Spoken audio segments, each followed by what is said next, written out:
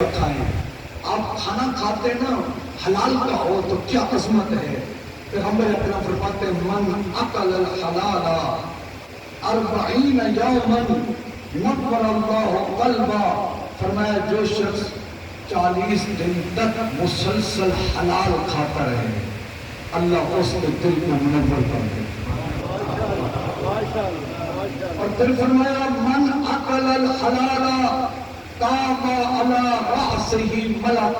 توجہ فرماتے ہیں جو بندہ دسترخوان پہ ٹیبل پہ کھانا لگا دیا ہے حلال کا سارا, کوئی حرام کی آمیزش نہیں, حلال کا ہے, ابھی اس نے کھانا شروع نہیں کیا اللہ نے ایک فرشتے کو بھیجا. اللہ وہ فرشتہ آ کر اس بندے کے ساتھ کھڑا ہو جاتا ہے. یستغفر لہ حتی یفرغ من عقلہ. جب تک وہ بندہ کھانا کھاتا رہے گا یہ فرشتہ اس کی مغفرت میں دعا مانگتا ہے.